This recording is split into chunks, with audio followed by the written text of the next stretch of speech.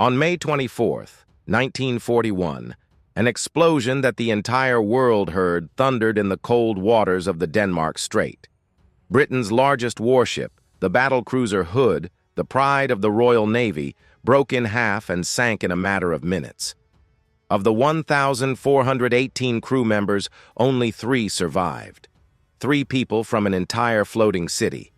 The culprit of this catastrophe was a German battleship that had set out on its very first combat cruise and, in its very first battle, destroyed the symbol of British maritime power. When the report landed on Winston Churchill's desk, the Prime Minister turned purple with rage and uttered just 6 words that changed the course of the war at sea: "Sink the Bismarck at any cost." Within a few hours, the most magnificent armada in the history of the Royal Navy set out to hunt for a single ship. 6 battleships and battlecruisers, 2 aircraft carriers, 13 cruisers, and 21 destroyers. All the naval power of the British Empire was thrown against one opponent. But to understand why this ship caused such fear and such rage, it is necessary to go back 2 years to a cold February day in 1939. On February 14th, an icy wind blew over the Elbe when thousands of workers, officers, and high-ranking officials gathered at the Blohm and Voss shipyard in Hamburg. On the slipway rose a huge steel hull, not yet completed, but already inspiring awe with its size alone. Dorothea von Lohenfeld, granddaughter of Otto von Bismarck, the Iron Chancellor who unified Germany, broke a bottle of champagne against the bow and gave the ship the name of her great-grandfather. The steel giant slowly slid into the water, and the roar of thousands of voices echoed over the harbor. The Germans presented the Bismarck to the world as a ship complying with international treaties, according to which the displacement of a battleship should not exceed 35,000 tons. But this was a carefully planned lie. In full combat gear, the Bismarck weighed more than 50,000 tons, making it one of the heaviest warships on the planet.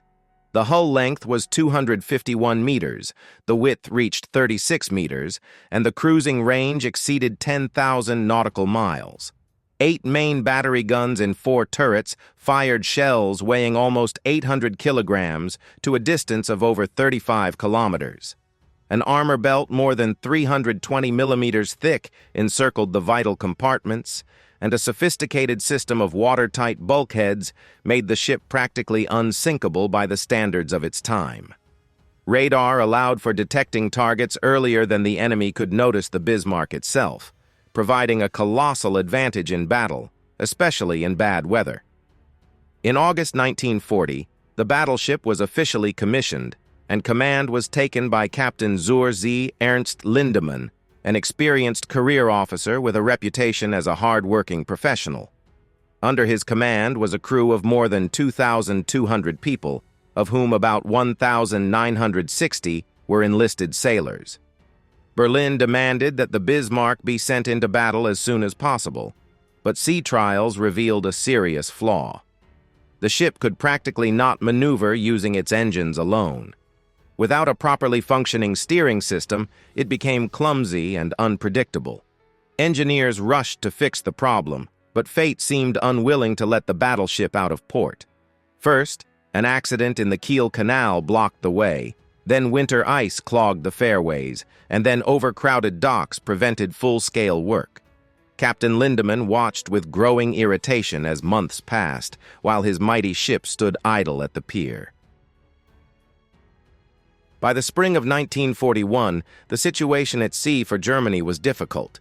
The battlecruisers Scharnhorst and Gneisenau, which had previously successfully ravaged convoys in the Atlantic, were standing damaged in Brest under constant bombing by the British Air Force. The Tirpitz, the Bismarck's twin brother, was still undergoing completion in Wilhelmshaven and was far from combat readiness. The German surface fleet simply could not compete with the Royal Navy in an open battle. Grand Admiral Erich Raeder, Commander-in-Chief of the German Navy, bet on the tactic of raiding, where individual powerful ships break into the Atlantic and methodically destroy merchant convoys, cutting Britain's supply lines. It was for this strategy that Operation Retribution, the first and only combat cruise of the Bismarck, was developed. The plan looked bold. The battleship was supposed to break into the Atlantic, avoiding clashes with major enemy ships, reach Allied communications, and start sinking transports one by one, relying on pre-positioned supply vessels. But by the time it started, the operation had turned from a powerful strike into a desperate gamble because the Bismarck was sailing essentially alone. The commander of the operation, Admiral Günther Lutyens, insisted on waiting until the Tirpitz, or at least the Scharnhorst, could join. But Berlin refused. The order was clear. The Bismarck goes to sea immediately, no matter what.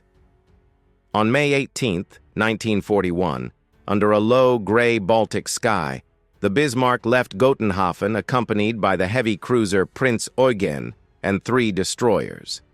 On the bridge stood Admiral Lutyens, the man who was to lead this steel giant across half the ocean, and who did not even suspect that he was leading his ship and over 2,000 people toward their deaths. The breakout plan was built on secrecy. The English Channel was ruled out immediately, too narrow, too well guarded, too many eyes on both shores. There remained the northern route along the coast of neutral Norway, where spring mists and low clouds could hide even a behemoth like the Bismarck. Next, the squadron had to slip through the Denmark Strait, a narrow strip of water between Iceland and Greenland, the last gap in the British surveillance system, and break out into the operational expanse of the Atlantic. On May 20th, the German group passed through the Kattegat Strait, which separates Denmark and Sweden. Lutyens counted on neutral waters to provide safety, but it was here that the plan first cracked. The Swedish cruiser Gotland, on patrol duty, spotted the silhouettes of large ships and immediately reported to command. The Swedes formally maintained neutrality, but the information leaked quickly, and by the evening of the same day, a report on the German squadron was on the desk of British intelligence in London. Worse still, the Bismarck intercepted the Gotland's radio message and knew it had been discovered. Admiral Lutyens reported this to Berlin, but made a mistake that would later become a fatal habit for him. He did not impose full radio silence, continuing to broadcast even during such a sensitive operation where every intercepted signal could cost the life of the entire squadron.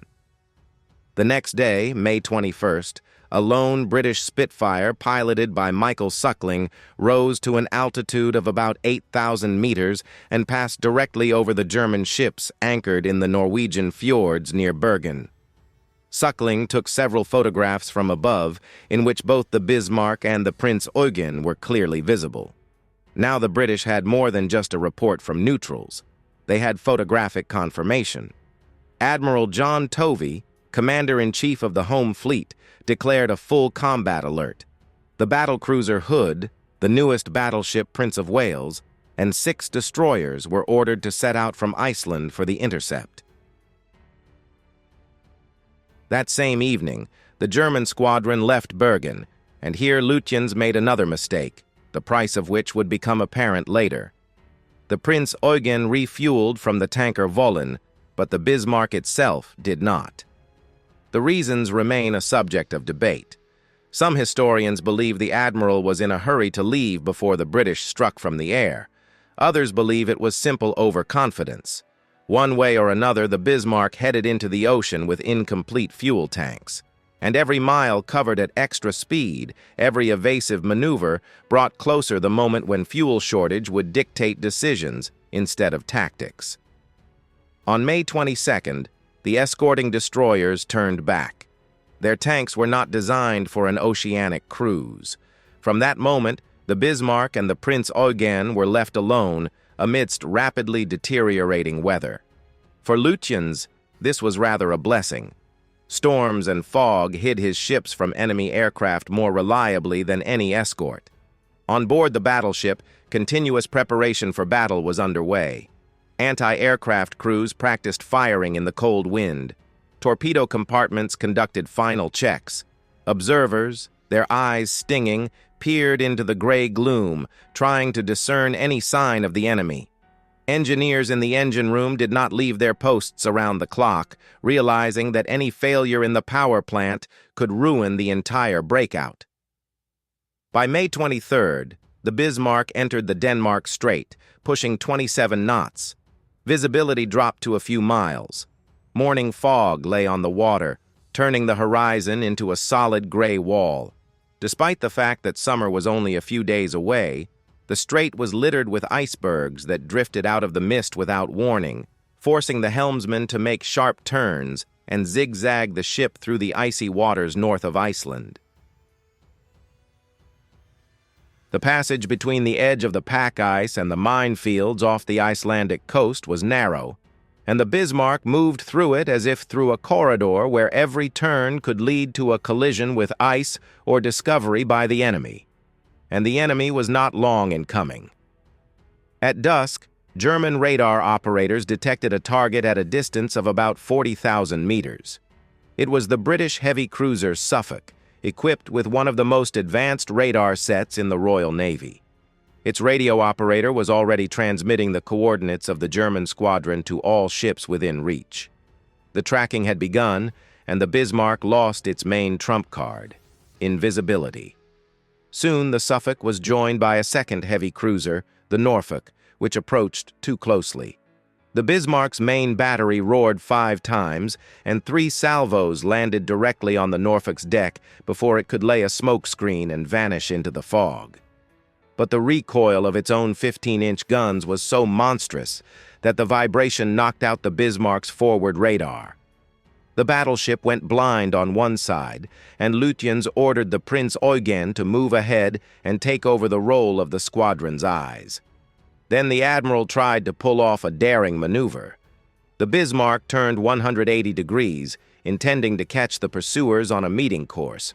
But the Suffolk's radar tracked the turn, and the British cruiser evaded before the trap snapped shut.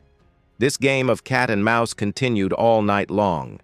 The Suffolk and the Norfolk stayed at the limit of radar visibility, maintaining contact but not exposing themselves to fire. And somewhere beyond the horizon, cutting through the waves of the Denmark Strait at full speed, the Hood and the Prince of Wales were rushing to the meeting point, carrying the hope of an entire empire to stop the German giant before it broke into the open ocean. At 5 minutes to 6 in the morning on May 24th, German observers on the Bismarck's bridge spotted smoke on the horizon. 2 silhouettes grew quickly out of the pre-dawn gloom, leaving white wakes on the dark water of the Denmark Strait. These were the battlecruiser Hood and the battleship Prince of Wales, under the command of Vice Admiral Lancelot Holland, heading directly on an intercept course. Admiral Lutyens immediately declared a combat alert, and throughout the ship, hatches clattered, bulkheads rang, crews took their places at the guns, and watertight doors were sealed tight. 7 minutes later, the Hood opened fire from a distance of almost 26,000 meters. The Prince of Wales fired its first salvo a minute later, but at that moment, Holland made a mistake that cost him his life and the lives of almost the entire crew of the Hood. The British ships were heading bow on toward the enemy, which meant they could only use their forward turrets, while the aft guns simply could not reach the target. The Bismarck and the Prince Eugen stood broadside to the enemy and worked with full broadside salvos from all barrels simultaneously. The Germans' fire superiority in these first minutes was overwhelming. To top it off, the Hood mistakenly concentrated fire on the Prince Eugen, confusing it with the Bismarck. Both German ships had similar silhouettes, and in conditions of poor visibility, smoke, and spray, the British gunners took the leading cruiser for the battleship. Precious minutes and shells were going to the wrong address, while the real Bismarck, meanwhile, conducted precision fire with impunity. Vice Admiral Holland realized the mistake and ordered a turn to the left, trying to bring the ships around so that the aft turrets could be brought into play. Now, while the Hood was performing the turn, the Prince Eugen hit first. Its 200mm shell struck the middle part of the Hood and caused a fire on the boat deck. Flames instantly engulfed the ready-to-fire anti-aircraft ammunition, and British sailors rushed to extinguish the growing fire while their ship continued to maneuver under enemy fire. On the Bismarck's bridge, gunnery officers methodically adjusted the fire. The first salvos landed closer and closer to the target, and finally, the chief gunner reported a lock-on. All 8 15-inch guns of the Bismarck were hitting the hood with rapid fire, and the 150mm secondary artillery was simultaneously processing the Prince of Wales. The Prince Eugen, meanwhile, shifted fire to the British battleship, and hits began to fall one after another, sparking flashes of flame along its deck. Exactly at 6 in the morning, as the hood began its second turn, one armor-piercing shell from the Bismarck struck the deck of the cruiser's aft section and pierced it through, reaching the aft ammunition magazine. What happened next took only a few seconds. A monstrous pillar of fire and debris shot up to a height of several hundred meters, tearing the ship apart between the mast and the funnel. The hood's hull broke in two. The bow section reared up, and the last thing witnesses of this catastrophe saw was the hood's bow guns firing one last salvo, already going underwater, as if the ship refused to die in silence. 3 minutes later, only a cloud of smoke and an oil slick on the water remained of the pride of the Royal Navy. Of the 1,418 people on board, 3 survived. Now all the fire from both German ships fell upon the Prince of Wales. The British battleship was brand new, so new that factory technicians were still on board, trying to fix the gun turrets right during the battle. One of the main battery turrets failed after a few salvos, and the ship lost a significant part of its firepower. Nevertheless, British gunners managed to achieve several hits. One shell pierced the Bismarck's side below the waterline and flooded the generator room, while another pierced the bow section, rupturing fuel tanks. When another of the Bismarck's shells struck the bridge of the Prince of Wales directly, killing almost everyone there, the ship's commander had no choice but to turn away and retreat behind a smokescreen. Captain Lindemann was eager to pursue the damaged British battleship and finish it off, but Lutyens forbade the pursuit. The admiral reasoned that every extra minute in the Denmark Strait increased the chance of encountering reinforcements that the Royal Navy had surely already sent. The clock showed 13 minutes past 6. The battle had lasted only 21 minutes, and during that time, the Bismarck had fired nearly 100 main battery shells. But victory did not come for free. The hole in the bow let in more and more water. Fuel from the ruptured tanks leaked directly into the ocean, leaving a long, oily trail behind the ship that was visible from any aircraft and any ship for many miles around. The Bismarck turned south, slowing down, and headed toward the shores of occupied France, where repair docks and Luftwaffe air cover awaited.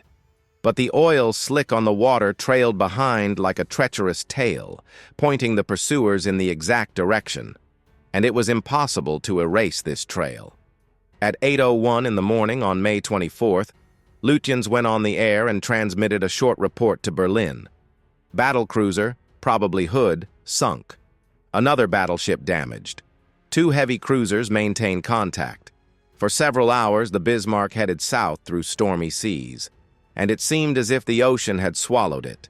But then a British Sunderland patrol flying boat spotted the long, dark strip on the water's surface and immediately transmitted the coordinates. The oil trail, which could not be stopped, worked like a compass needle, pointing straight to the wounded battleship. The heavy cruisers, Suffolk and Norfolk, were back on its tail, staying at a safe distance, and they were joined by the damaged Prince of Wales, whose crew was feverishly repairing gun turrets on the move. In London, the mechanism of Retribution was launched at full power. The home fleet under the command of Admiral Tovey turned and headed at full speed for the intercept, although there were still more than 400 miles to the Bismarck. The battleship Rodney abandoned its convoy and changed course. Light cruisers combed the Denmark Strait. Even old Revenge-class battleships were recalled from convoy duty. Simultaneously, Grand Admiral Dönitz threw all available submarines into the fray. 5 submarines deployed south of Greenland to intercept the pursuers, and a second group moved toward the Bay of Biscay, preparing a protective screen for the Bismarck on its approach to France. With the onset of darkness on May 24th, as rain lashed the waves and the sky was covered in a solid shroud, Swordfish torpedo bombers took off from the deck of the aircraft carrier Victorious.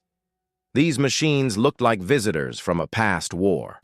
Biplanes with open cockpits, covered in canvas, with a maximum speed that a good car could outrun.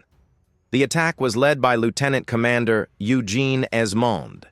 His pilots dove through a wall of anti-aircraft fire, and one torpedo still found its target, hitting the Bismarck's armor belt. The hull shuddered from the explosion, but the thick armor held, and the German battleship received no serious damage. At night, the Bismarck changed course and moved toward France, while the British squadron continued to head northeast, still believing the Germans were heading for Norway. Contact was lost, and for several agonizing hours, the Bismarck seemed to dissolve in the middle of the Atlantic. But then Lutyens made the same mistake that had haunted him from the very beginning of the cruise. Deciding to break radio silence, the Admiral transmitted a detailed report to Berlin on the condition of the ship and his intentions. The transmission lasted long enough for British radio intercept stations to catch the signal and fix the direction. Intelligence officers plotted the bearing on the map and calculated the target, the port of Saint-Nazaire on the Atlantic coast of France, the only dry dock capable of accommodating the Bismarck for repairs. From the side of Gibraltar, Force H, under the command of Admiral James Somerville, was rushing north at full speed. The aircraft carrier Ark Royal, the battlecruiser Renown, and the light cruiser Sheffield. This was the last opportunity to intercept the Bismarck before it was within range of German aircraft from French airfields. On the morning of May 26th, at 10:30, a British Catalina flying boat broke through the clouds and discovered the Bismarck along with its oil trail. A few minutes later, Swordfish from the Ark Royal confirmed the discovery. However, the first attack ended in disgrace. 15 torpedo bombers that took off from the Ark Royal's deck at 2:50 in the afternoon had not been warned that the cruiser Sheffield had been sent ahead to track the Bismarck. The pilots mistook their own ship for the German battleship and dropped torpedoes with magnetic detonators on their own. Fortunately, the temperamental detonators went off upon hitting the water or passed by, and the Sheffield survived, though it endured some of the least pleasant minutes in its history. The second wave of Swordfish took to the air with contact detonators, reliable and simple. By an incredible coincidence, at these very minutes, the German submarine U-556 found itself exactly under the Ark Royal and the Renown in an ideal position for attack. But no torpedoes remained on board the submarine, and the commander could only watch helplessly through the periscope as the aircraft carrier sent planes to finish off the Bismarck. At 13 minutes to 9 in the evening, the Swordfish emerged from the rain shroud directly over the Bismarck. The battleship's anti-aircraft guns opened a heavy fire, filling the sky with explosions. But the slow biplanes flew so low over the waves that the German gunners could not lower their barrels in time. One torpedo hit the central part of the hull and caused no significant harm, but the second hit the stern on the port side, and the explosion occurred exactly in the steering compartment. The rudder blade jammed in a 12-degree port turn position, and in one instant, the most formidable ship in the Atlantic turned into an uncontrollable steel mountain that, instead of France, was slowly turning toward the approaching British fleet. When the planes left, the Bismarck turned its main battery toward the Sheffield, and a second salvo showered the cruiser's deck with fragments, forcing it to lay a smokescreen and retreat. But that no longer changed anything. Below, in the flooded aft compartments, damage control teams fought the jammed rudder in the middle of a storm, while waves washed over the deck, turning every step into a struggle for life. The ship tried to maneuver by changing propeller speeds, but the stormy sea and the dead-jammed rudder repeatedly turned the Bismarck into a wide arc that inexorably led it northwest to meet the British battleships. At 20 minutes to midnight, while the storm raged with the same force, the destroyers Maori and Piorun emerged from the wall of rain. The latter, sailing under the Polish flag, did not wait for the others. Its commander turned on a signal searchlight, showing the Polish colors, and alone rushed at the battleship, avenging what German troops had done to his homeland 2 years earlier. The powerful wind made torpedo fire impossible, and the Piorun exchanged only a few salvos of gunfire with the Bismarck before the storm swallowed both ships. The rest of the night turned into an exhausting carousel. Captain Philip Vian's destroyers, Cossack, Maori, Zulu, and Sikh, attacked in shifts, jumping out of the darkness into torpedo range and then diving back into the storm. Throughout the night, they fired 16 torpedoes, and none of them hit the target. The Bismarck's gunners, holding on through pure adrenaline after several days without sleep, snapped back with accurate fire, knocking off a radio antenna on the Cossack. To help his ship see the target, Admiral Tovey ordered a series of star shells to be fired, and the sky over the Atlantic momentarily flared white, casting long shadows over the waves and illuminating the battered silhouette of the German battleship for all the British ships waiting their turn to join the battle. Under the Bismarck's deck, the men were at their limit. Soaked, burned, having not slept for 3 nights, they realized that morning would not bring salvation. Admiral Lutyens ordered the preparation for launch of the Arado 196 shipboard seaplane, loading it with the ship's logbook, footage of the destruction of the hood, and sealed dispatches for Berlin. But the catapult, damaged during the battle with the Prince of Wales, proved unusable. The fueled plane on deck was a fire hazard, and the crew was left with no choice but to push it overboard and watch the machine disappear into the black waves, along with the only record of their victory. At 10 minutes past 8 in the morning on May 27th, Lutyens sent the last signal, a request for a meeting with a submarine. The submarine U-556, which was closest, was sailing submerged and did not receive the call. No one was coming. The gray morning brought high waves and a sharp northwestern wind. Admiral Tovey waited until dawn had fully broken and gave final instructions. The battlecruiser Renown was ordered to stay back. Its light armor was too reminiscent of the fallen hood, and Tovey was not going to risk another ship of that class. The battleship Rodney was allowed to close to 15,000 yards and act independently, and the cruisers and destroyers took positions, tightening the ring for good. The heavy cruiser Norfolk was the first to stumble upon the Bismarck in the morning haze and immediately signaled the others. A few minutes later, observers on the flagship King George V discerned the dark silhouette at a distance of 25,000 yards. The Rodney opened fire at 8:47. The flagship fired a salvo seconds later. The Bismarck tried to respond, but deprived of its rudder and tossed by waves from side to side, it could not hold its aim. The only thing its gunners achieved was a near miss on the Rodney, causing no serious damage. Immediately after 9 o'clock, 16-inch shells from the Rodney crashed into the Bismarck's forward superstructure, destroying the main fire control post along with everyone in it, including most of the senior officers. The forward turrets fell silent. The aft post momentarily took over control, but soon it too went quiet. The Norfolk and the Dorsetshire, which had approached from the west, added fire with their 8-inch guns. One by one, all 4 of the Bismarck's main battery turrets were knocked out.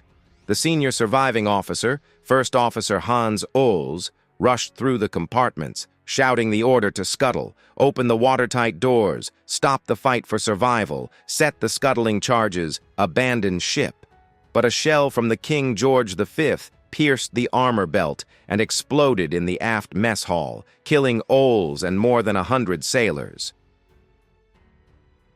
The order to scuttle was finally given by Chief Engineer Gerhard Unack, who personally activated the scuttling charges and commanded the engine crew to evacuate.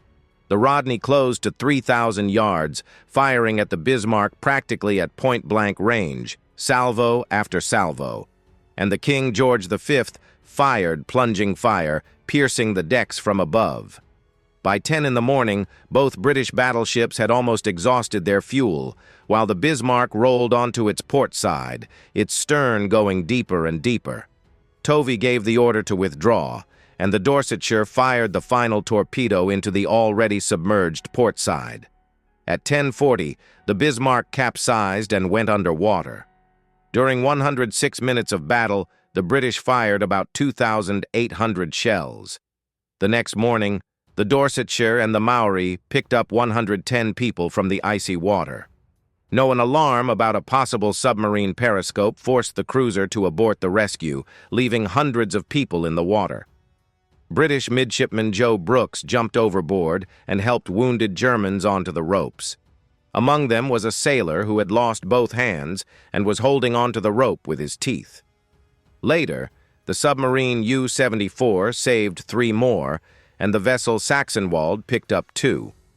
Of the Bismarck's crew of more than 2,200 people, only 114 survived. When the weather cleared, German bombers tried to take revenge and attacked the Ark Royal, but not a single bomb hit the target. However, on May 28th, dive bombers sank the British destroyer Mashona, sending it to the bottom after the Bismarck. Shaken by the loss of his strongest ship, which had lasted less than 9 days at sea, Hitler forbade his admirals to risk large ships in open battle. Germany's surface fleet was locked in ports, and its era ended without ever truly beginning.